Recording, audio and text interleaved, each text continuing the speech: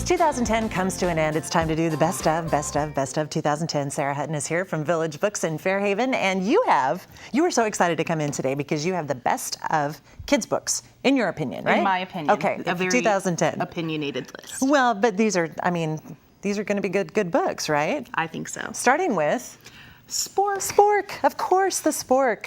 Tell us about this book. It is the story of a spork who is too pointy to be a spoon and too round to be a fork, and he cannot find any place to be comfortable in the cutlery drawer or at the kitchen table, and he goes through and tries to find other combinations of kitchen utensils that look like him, but he is the only one, and so he tries to be a little more spoon-ish, a little more fork-ish, but it just doesn't work out for him until a baby comes along, and he ends up being the perfect utensil for the baby to practice eating with, and he is able to find a home.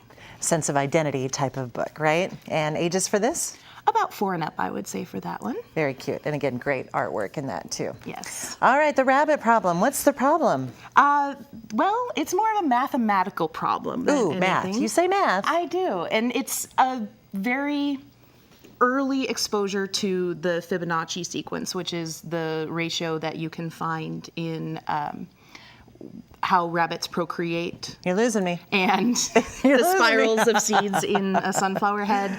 It's called the golden ratio, and it's found in nature everywhere. Okay. And so what this book does is it gives a calendar approach to how 1 or 2 bunnies can all of a sudden become a lot of bunnies. Yeah, and I just want to kind of, because I sense some pop-up action in the back here. Yes, right? on each month there are little fold-outs and little booklets to explain what is going on. Right. And then you finally get to December. Whoa!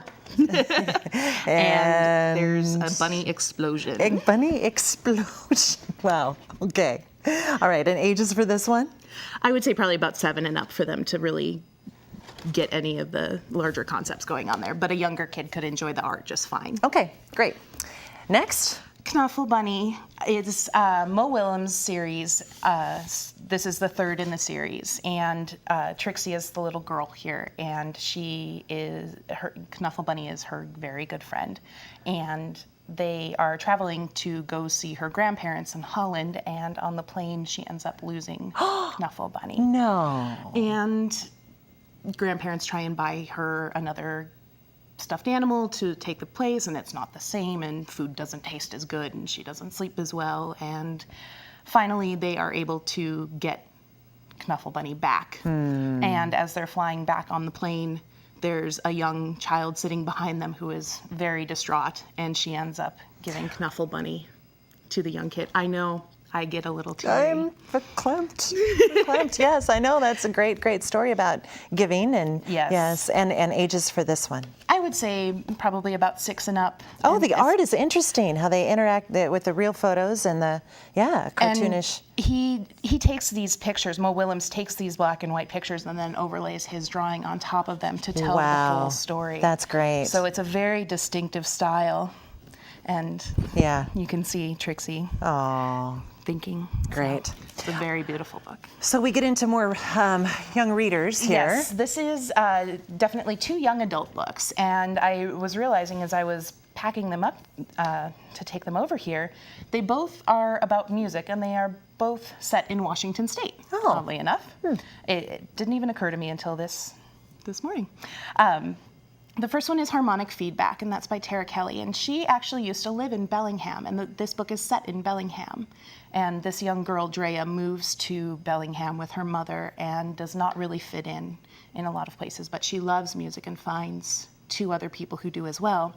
And they form a band, and through that, she finds her place in the community. Great. I like that the main character in that is a female. Yes. With a music theme. That's great. Yes. And Adios Nirvana. Adios Nirvana is a book set in Seattle, and it is a young boy who has lost his brother, and his brother was a musical genius. And so is he if he would let himself be. And so it's coming to terms with the loss of his brother, but also coming to terms with being talented and knowing how to accept that and work with that. And very firmly set in Seattle. He talks about certain bus routes that he takes and certain music shops that he stops at. So That's great. Cool. And ages for these two? 14 and up, definitely, for both great. of those. And of course, all of these, are you going to have your own little display at the stores? I will. Sarah's picks for 2010? I will. Great. And that's at Village Books in Fairhaven. Thanks so much, Sarah. Thank you. And remember, you can always experience more at kvos.com.